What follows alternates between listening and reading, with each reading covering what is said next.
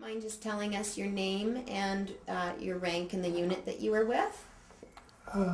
W.H. Owens is my name, William Hugh, and I was a Lance Corporal, not at the start, of course, and came from Hanna, Alberta. And the date was in March the 18th, 1941. And it was a blizzard on that day. We pushed the car halfway to Drumheller trying to get through the roads.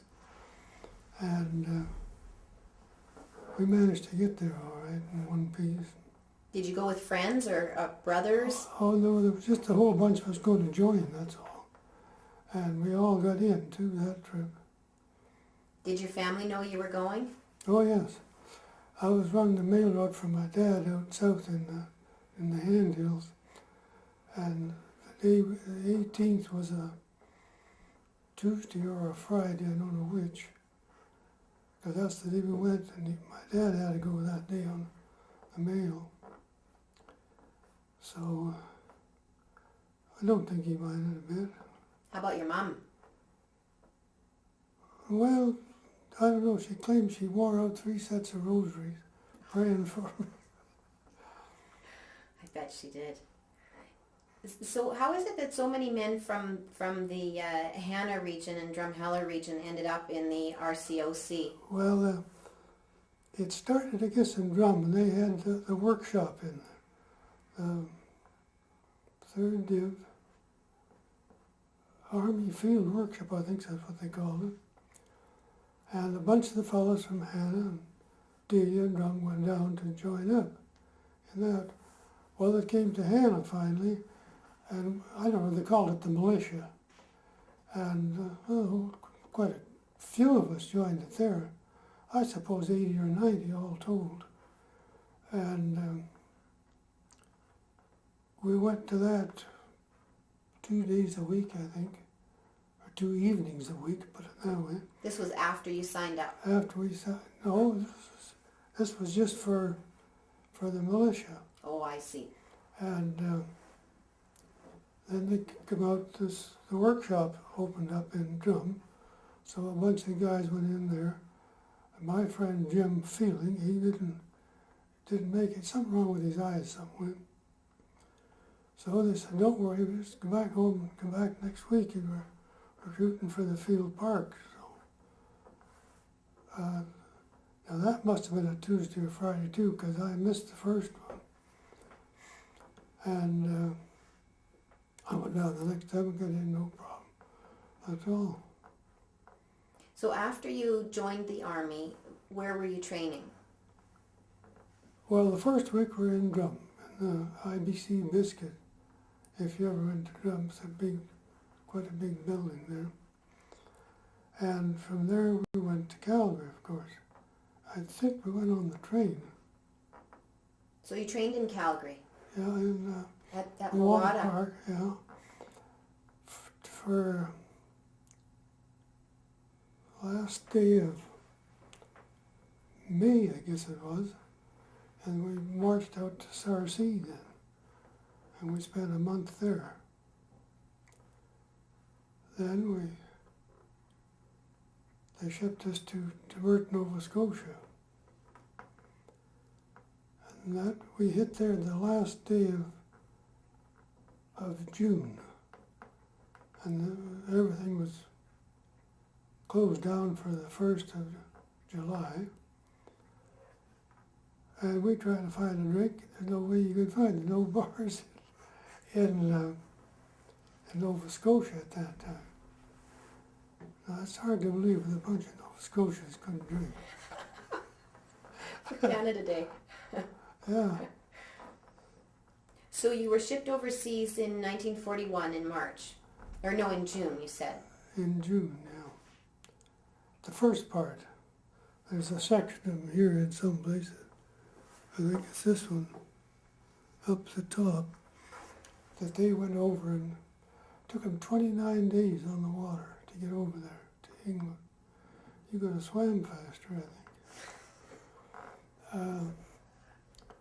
And then we stayed in Nova Scotia, and we saw all the country, marched all over it, and drove trucks around. And I taught a lot of the guys to drive there. Drive a truck, they can drive a car, but couldn't handle a truck. And what was your training like overseas compared to your training in Canada? About the same, actually. It didn't increase in intensity? No, I don't think so. Until we started handing out vehicle parts and stuff, we went to work. Then it was all different, changing then. And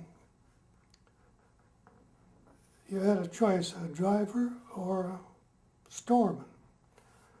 And there was no way I wanted to be a storeman, so I had to flunk that exam. And I did. I got 20% on it. So a driver you were? I was a driver, and I wanted to drive. I drove a lot, too. And what are some of your memories of your time spent in England?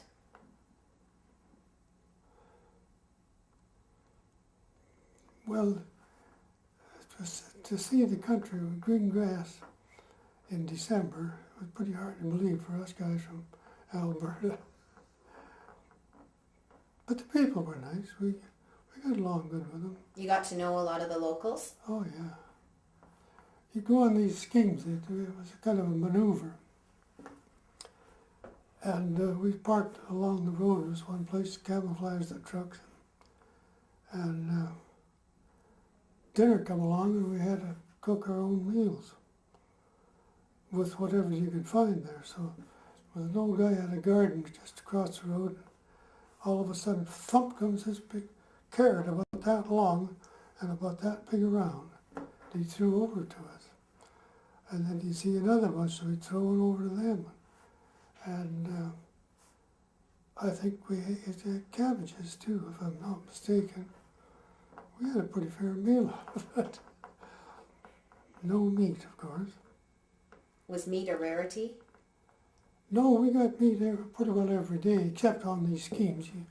You couldn't keep up with the surface car couldn't keep up with it. Did you go into London on leave? Oh yeah, we went there. Get a 48-hour pass or a 72-hour pass and go to London. I don't know why, but it was always the pubs we hit. I think that Because was we a couldn't common drink story. at home. We were too young. That was one reason. I think the London pubs were full of Canadians. Well, 2 or 3 went there. When you were you aware that an invasion was imminent? Were you preparing for an invasion before you went? Oh yeah, all the time. You know, this is it, boys, he'd say. This is the big one. It never did show up till June. Because rumors abound of the big invasion for years, really, didn't Yeah. it? Oh yeah. And so you were always on edge preparing for the invasion. Well, I don't know if we were on edge. We were more or less enjoying ourselves. Watching the planes. I saw a bomber come in with a hole in the side, must be that deep, and right straight to the tail. Chunk of shrapnel caught it and pulled it out. Then the wing caught it after that and just tore it right off. He's 2 motors working, that was all in a Lancaster. They brought it in and landed it. Is that right? So did you do a lot of work with the Air Force then in Oh, Ordnance? no, we weren't with them at all. You were just a witness to that event. Now, this was flying over Southampton when we were there. We were building King Edward School or something there in Southampton. So with Ordnance then, your responsibility was fully with the Army. Yeah. And what were your particular responsibilities preparing for the invasion? Keeping the trucks all in good shape, bagging out fenders that the guys had wrecked, smash them up and take them off, hammer them to position again and put them back on. Also train any new guys come in to drive. But we all had a drive, every one of us. We'd get a bunch of trucks in, and when we come to move, we had about half enough drivers, so we'd have to call on the next bunch, nearest we could find to us with drivers. And got the 7th Recce. They come down and they just loved us driving around these trucks. They didn't have enough of their own. And one of them come down the hill like this, down at the bottom was a quick turn to the left or the right, but there was a canal in there. And he ended up in the canal. And the corporal was sitting on the top, like inside of it. I guess you'd have a place to stand in there, in the turret. He got out and swam to shore.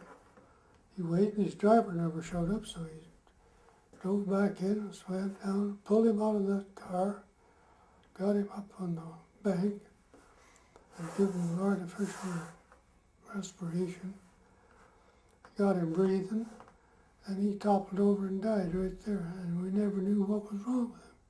They could come and picked him up, took him away, and that was the end of him. And he must have got hurt real bad inside, because those tanks were thick stuff like this, you know. Well, it wasn't a tank with stag hounds, it was armored car. Did you see a lot of guys in accidents then, while you were still in England? Oh yeah. Well, this didn't happen in England. That happened in, gosh, I can't remember. It was after the invasion. Yeah. And so, how soon after D-Day did you arrive at Juno Beach? D10. D-Day plus 10. That's Plus 10. Yeah. So 16th we were there. Was that before, during, or after the big traffic jam? What traffic jam? I had always heard there was a traffic jam just after the invasion. There was so many trucks coming onto the beach and tanks that they couldn't get them going anywhere because they completely clogged the whole beach. Did you find that when you arrived? No. We got in there before dark, dropped the gate, they opened the gate, dropped the ramp, and we just sat there and waited till the water receded. So I waited, it was about from here to you, from the tank. I took a run and jumped out, first one in France from the outfit. Is that right? First one to hit the shore? Yeah. And you weren't being shot at that time because the Canadians had already cleared the beach. We got up on top of the hill. It was quite a bank to get up there. Put her in four-wheel drive. Get up, no problem. And I had hurt my hand before we went over, so I couldn't drive. So then my corporal, he was driving it. And I'm standing on the other side with a hole in the top, sitting there with a Sten gun. And they started shooting at this German plane that was coming over. And you see, it's just like sweeping a hose with the tracers going on. There's one tracer, 4 live ones, another tracer. And these tracers looked like they were close together too. Well, I guess they were. And I figured, well, that's no place for me up there, so I got back down into the cabin. Got up on top.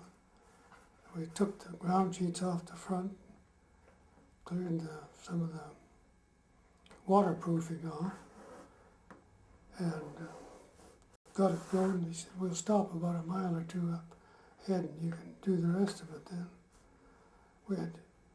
We waterproofed the air intakes on your back axle and front axle too. You had to waterproof them. This was all done before we went onto the boat. And then you had to take it off again.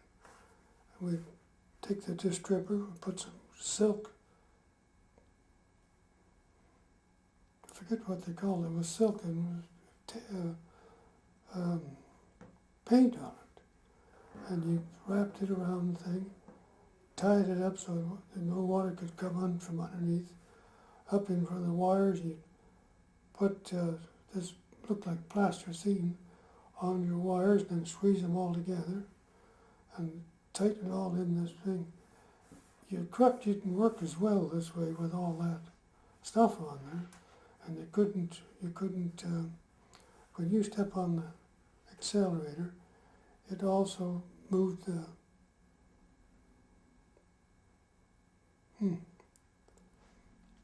thing to give you the spark, when all six of them come up through there. Well, it would also move, but when you waterproofed it, it couldn't move.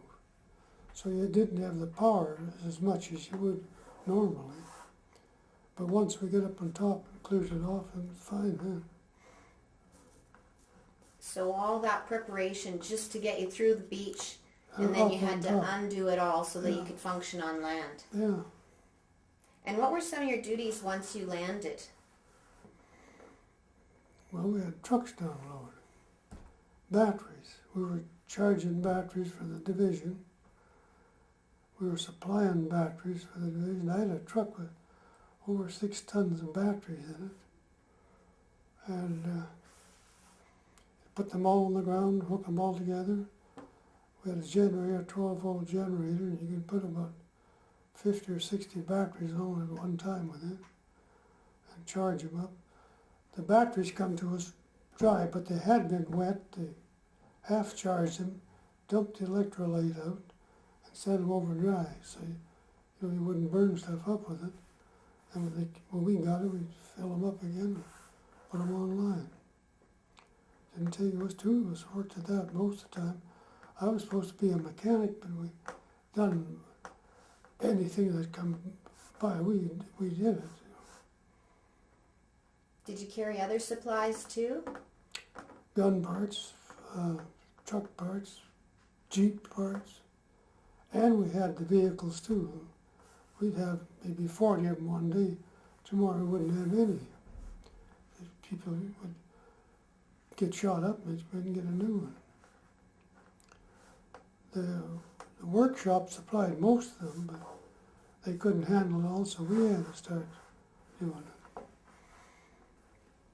On these schemes in England, we won one, I can't think of the name of it, the last one we went on, Montgomery, and what was our general's name?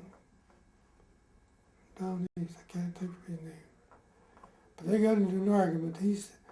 Our general says he could advance 50 miles a day and keep his supply line up. Montgomery says, you can like hell. So they argued over it, so they said, put this scheme on. Well, our general kept the supplies up, but we had to dump our trucks out, load this stuff up, like gasoline and different things for the food for the troops. That's what the service corps was supplying. And they couldn't keep up with it. Montgomery knew this, or at least he thought he knew. And so when they finished that scheme, they doubled or tripled the service corps so they would be able to stay and keep up with it. Oh, that was a pretty good argument they had. So as the Canadians moved inland from the beach, the battle for Caen turned out to be more difficult than expected. What do you recall of the fighting prior to the attack on Caen? Well, we didn't see any of the fighting at all, actually. We were about 2 miles, I would say, from Caen. And I'm not sure if they bombed it first or shelled it first, but one or the other was first. And they bombed it. They were going to put a barrage on there for 6 hours. It ended up in 60 hours. They pounded that city. Then the Air Force came in, or vice versa, forget how it went. And they pulled the gliders and stuff in over top of Caen, dumped their bombs, and then let go of the gliders. They landed in the field. The Germans had posted trees about this big around, here and there into the farmers' fields, so you couldn't land a glider without wrecking it. But they wrecked a few and they didn't care. lots of people at home paying for it. Must have been difficult ground for trucks too. Well, it wasn't bad. They'd have cats out there, but if they shot the Germans up, they'd go in there and bulldoze their stuff off the road. And the roads were fine. Well, some places they were, but they'd fill them up with gravel or something. So the way was always prepared for you then? Oh, yeah. It was cleared for you? Yeah. Were you aware of the heavy casualties suffered by the North Shore Regiment and the Royal Winnipeg Rifles during the attacks? Yeah, we heard about it, yeah. They were in our division, both of those. In fact, the 3rd Division was the one that hit the beach first. It was the largest division in the British Empire that they ever had. We had, the division was about 15,000. We had a little over 30,000 when we hit the beach. Well, they weren't all there at once, but that's what they had anyway. They borrowed artillery from the English. Did you get to know any of those guys when you were training in England, or were you pretty much just with your we own were corps? just with our own bunch. Mm-hmm. It was quite a small outfit, as you can see here. Now, there might have been 8 or 10 more than this main picture here, because they'd be cooks and guys working inside. Had your unit heard about the murder of Canadian prisoners at the Abbey Ardennes by the SS? Yeah, we heard about it all right. Kurt Meyer, well, I think was the joker in the end of it. He laid all the wounded side by side and drove a tank up on top and then around and around, ground them into the pavement. Did this have an effect on your soldiers' morale? Yeah, it made it a little bit mad, but what could you do about it? Nothing. It's done, it's done. Did you see many But, tragedies in the Ordnance Corps?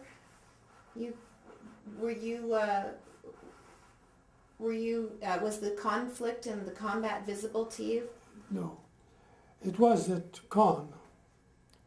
We were watching, we could see the bombs falling even when the planes come in. Must have been a mess, the town. Did you go into the town afterwards? No, we never, we were, I don't know, it's the 3rd or 4th stop Caen was. So, I can remember the place we were at quite well. The service corps had been in there ahead of us, and they, was a colonel in charge of that service corps bunch, and he was chewing a piece of hard candy, and all of a sudden he's just like I broke a tooth. Put his hand this way, and it was a hole right straight through where a piece of shrapnel had hit him and knocked 2 teeth out on both sides, and lost his candy too.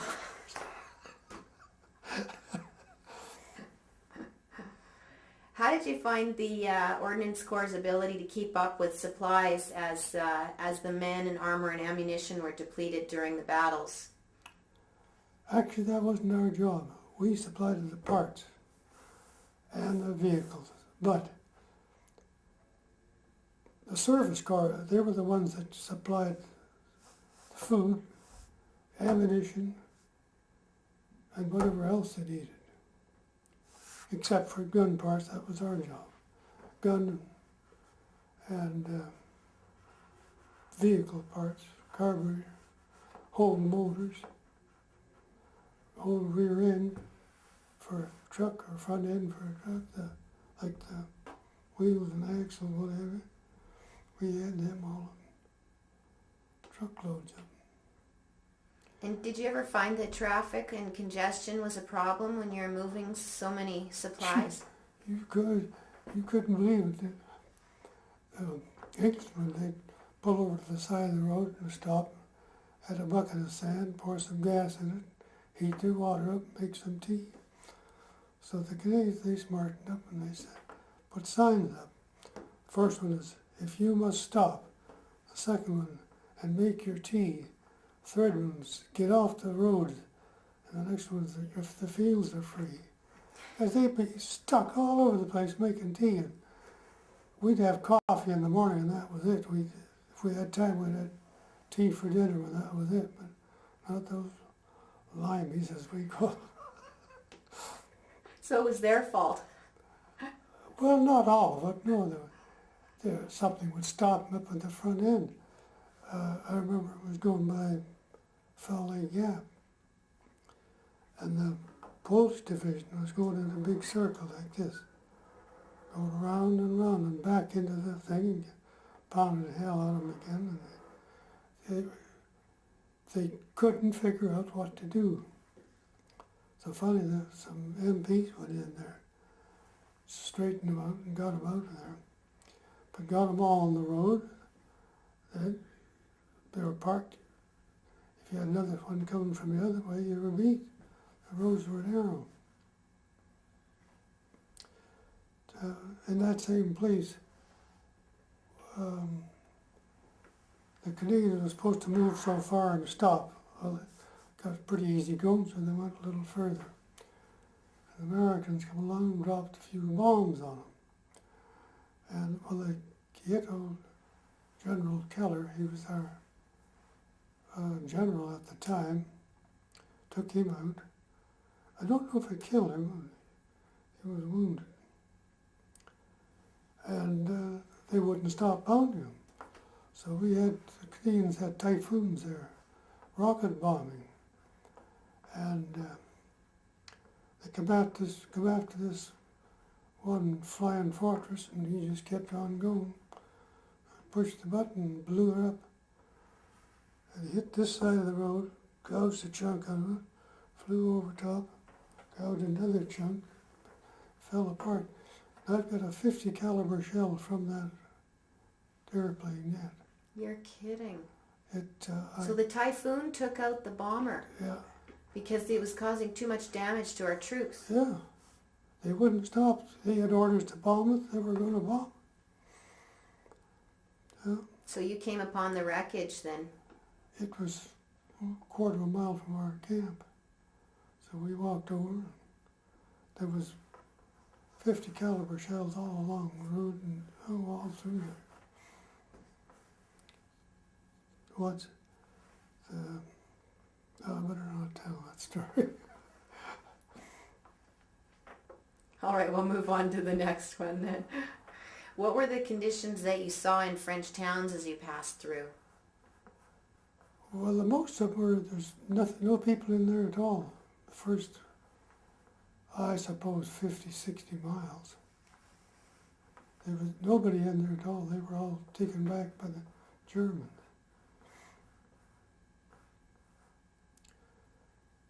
When did you start to come upon civilians? Well, I suppose near that Foul Lake Gap for one. Were they in bad shape or were they okay? Oh, they seemed to be all right, yeah. They were, I guess they were moving back in. That's what they were doing. Coming to meet us all the time. Oh, as they got word that their towns had been liberated. Yeah, they moved back in then. Mm. But some of the towns were flattened too. You know, it was easier to blow a house up than try to send a half a dozen guys in there and get half a dozen of them shot too. So they break up the house, clean them up that way. Did you ever come under fire? Yes, quite often. Did you have any close calls? I had a 9-inch naval shell, and it'd be that tall at least. They shot one over and it was an airburst with an orange color. And that was the only one, and I figured there was something funny going on. That night, they had their sights set on that airburst. And I'm on guard, walking around all by myself too. I had a couple of guys from the Ordnance depot that was with us. And they didn't like guard too much, so they'd find something to do so they wouldn't have to. So I'd be tramping around there by myself. I was in an apple orchard. When I got to the far end of it, I could hear these shells coming. And there was a little apple tree about this wide. I flopped down and put my head way up again. Put your hands this way to protect the back of your head. Tin hat on. And this thing came down underneath a pile of clothing, about 15, 16 feet from me, and blew it. Of course, I didn't know what they had hit until I could hear these thump, thump. And I look around and here's a bale of clothing about this square. They'd be all tunics in one, pants in another. But this was all for giving out to the guys that would, that would lose their clothing and what have you. And I looked up and there was berets twirling like this in the air, greatcoats hanging in the trees, in shreds. And the tarp that was over it all, it was hanging there in shreds too. And I'm there laying down in the nettles trying to get a little deeper, but couldn't. Just the one. Imagine well, what that would have done to you. 3 of them landed in the park that night. One was a dead, it never exploded, and 2 of them blew. A little bit scary. I bet. Couldn't hear a thing for a few days. And it bothered for years and years. And I never realized what it was. So finally I told one of the jokers in the belcher, oh, he says, let's go examine them. So they checked out, give me a pension on it right away. Because it was from that one lousy big shell. Explosion. And was that the worst of it for you? That was the worst one I ever come across. Close enough. Another one we went was going from Holland into Germany. And this was, I don't know how come the old major got lost in a way, and he took us way up in front of the Canadian line. And we parked there, and every once in a while, bang! You could hear this shell going over, but it never exploded when it hit. We thought there was something wrong. There was a bunch of little boys out there. They were taught how to load the guns and fire them, but they forgot to teach them to set the timer on the front, which was a good thing too, because they were coming pretty close to us at that time. Anyway, the next morning, gets up and I think it was the Chaudière Regiment, Frenchmen come tramping on through. Hey, what you do up here? He says, you're next to the German lines, between in no man's land, anyway. He'd do that quite often, I know. I suppose it was pretty hard to read the damn maps, And they had, those ordnance maps were the best ones I ever saw in my life. They give you the height of the land and everything on them. Who prepared the maps? Ordnance. Ordnance prepared the maps. Yeah. There was an ordnance map. When you get an army map, it's from Ordnance. And they had little wavy lines in there. And the further apart they were, I think was the bigger the step of land going up. So it'd tell you the height of the land and everything on it. So there must have been some guys doing a lot of recce patrols out there surveying the land ahead of Oh time. no, this was all done before. They took pictures of it and they'd go from that. I see. They weren't done on the spot. Oh no. No, they were all done. Well, they had maps of France from the First World War, I suppose. And they used that and anything else they could find. And the pictures from the airplanes, the spotter plane, and whatever. Just going back to the Falaise Gap, when the Canadians closed the gap, it was the Canadians that closed the gap. When the Canadians closed the gap, what effect did that have on morale? I don't know if it made any difference to us. You were just going one foot ahead of the other and and focusing on the job you had to do. yeah. With the Battle of Normandy over then and heading northwards, do you recall when you crossed the Seine River? Yeah, we crossed on a pontoon bridge.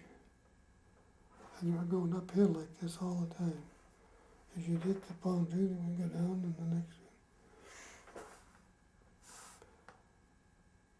one. Were you under fire when that was happening? No, No. no, there was nothing. They were just, well, the guys looking after the bridge, engineers. But I had a 38 set of a little two-way radio. And I had it on and I was picking up New York City as we were crossing the Rhine. And but a guy came into us from the Calgary Highlanders. Leighton was his name. And he was a radio man for the Calgary Highlanders. So he fixed these radios up for us. They sent them back into the Ordnance dump. They were not working. So he'd go get them and work them over a little bit, get them working again. So pretty well all of us had a radio to listen to. Did you tune into music as well? Oh yeah, we're in Utrecht. I had just come back from the hospital and I'd go into this one room, open the door, and there was another room there with nobody in it, so I set my bed up in there. And I had this radio, of course. And I remembered who were outside and this other bunch. I knew they were listening to the regular stage the Americans were broadcasting. And I knew it was on their channel, so I switched mine to that channel and called a few of them by name, called them a bunch of horses rear ends, and shut it off and laid back sound asleep when they come in. No, he's sleeping. I just about died laughing over that afterwards. What were you doing in the hospital? Were you just billeting there or were you sick? No, I used to get tonsillitis and quinsy. Well, one or the other every 6 months. And it was getting a little annoying. Finally had them out once I got home here. And I haven't had a sore throat since then. But every 6 months, you could count on that. You get this damn quinsy. Quinsy is down in here. Glands that swell up. You couldn't talk or anything. So were you hospitalized a few times then Oh, during yeah. the war? Yeah. About 3 times, I think, for that. And what was the service like in the hospitals if you were in sick versus being wounded? Did they pay a lot of attention to you? Oh, enough. You're gargled with salt and water, and I can do that at home, so I told him that, and he, well, you can go home then, so away I went. I'm wondering what you found when you got to Holland. Bunch of hungry people. Oh, you witnessed the starvation. Yeah, we stayed for 2 or 3 months in Oss, Holland. And we were building with a Dutch family. They slept in the basement, or the cellar, because they were scared of the buzz bombs. And we had the rest of the house. They'd eat their meals there, and then at night time we'd take over a pound of coffee, and a loaf of bread, and some margarine, so we make toast. And they couldn't understand us putting the bread in the fire and burning it and turning it over. I don't know if maybe they didn't make toast over there, I don't know. But we did. We taught them how, I guess. And the morning we were leaving, Mama was the old girl. She could speak very few words of English, but she's, all my boys are going again. And They became attached to the soldiers. yeah, They had a little boy and a girl. I guess they were going to school. They had to be. But as we got further into Holland, near Unum, there was that monastery, and we parked alongside of it. And there was a burned out tank there, a Sherman. And the cookhouse was quite close to that. And they cooked our meal, and we'd go over with your vest in, and you'd get your meat, potatoes in one, or vegetable, whatever you had, and your pudding was in the second one, and you had your cup for tea. So I got over to this tank and sat down there and started eating this, and every time I'd take a spoonful, this little boy, my mouth would open. So I ate about 6 stripes, a spoonful real quick, and so this little guy come over and he turned around and sat in front of me. And I could feed him just as fast as you like it. Get rid of it too. Then they saw us doing this and they had to stop it, because they'd get used to eating good, and when we moved on they'd have nothing. How sad. Were you aware at that time of the Dutch being so grateful when the Canadians liberated? Yeah, they were real good to us. Helped in every way they could, but they couldn't give you any food. We got beer there, but it was not what I call beer at all. Were you anywhere nearby when they dropped the food parcels from the sky? No, I never saw that. That must have been a sight to see. So by this time you had been in Europe almost a year. Do you remember feeling exhausted or wondering when it would ever end? Well, we were getting tired, but when you're that age, I know this Frank Greenfield, he come us from the Calgary Highlanders too. And he said, go out in the scheme, and they'd march all day, the Highlanders would. He said, they'd come home dead tired. He said, I'd be as tired as those young kids. But he said, next morning, these kids could get up and away they go again. He said, I'd have to pull myself out of bed. He was 41, no, 42 at that time. No, 41, because he came to us and just before we went over to France. Something happened to him too. We never did get there. Don't know what happened with him.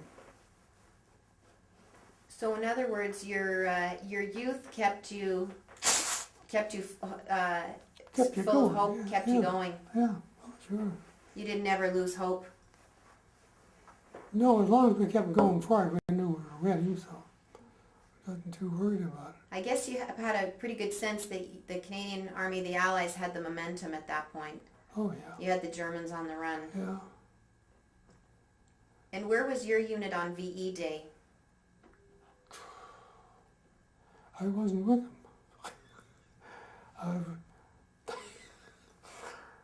I got sick at that time again, coming back from England from 2 or 3 weeks leave there.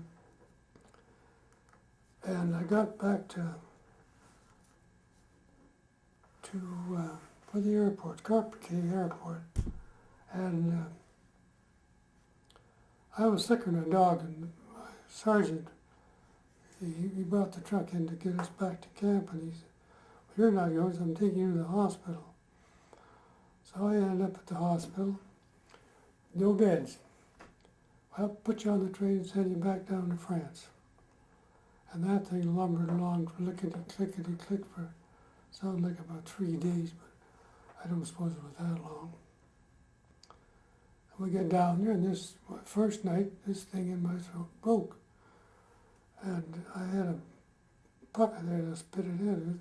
It hadn't the stuff you ever saw. And I was fine. The guy came the next morning to see me, the sergeant, to get all my particulars.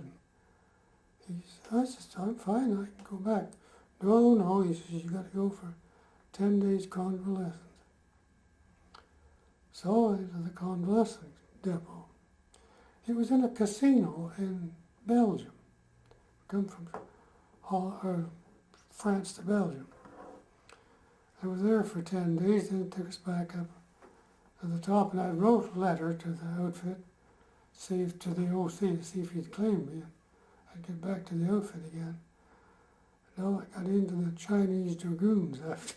The Chinese It was a Dragoons. mobile laundry, so everybody called it Chinese Dragoons.